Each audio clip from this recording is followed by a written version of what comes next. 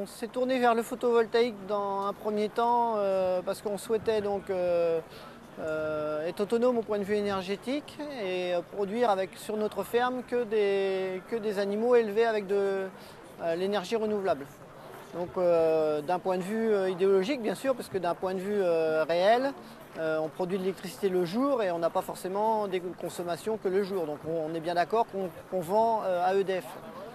Par contre, on produit en niveau de quantité, on voulait produire autant que ce qu'on consomme.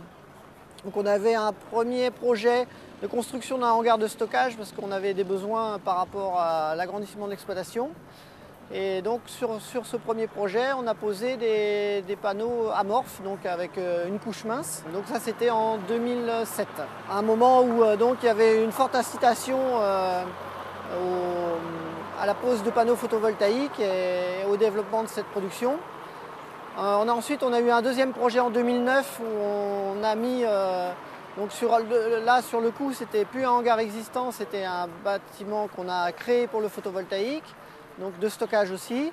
Et là, on a installé du polycristallin, une technologie différente. Et puis, on a ensuite eu besoin de construire une écurie pour notre élevage de chevaux. Et là, on a installé donc aussi une technologie encore différente, des panneaux bivers, donc qui laissent passer la lumière avec dessous donc un deuxième verre.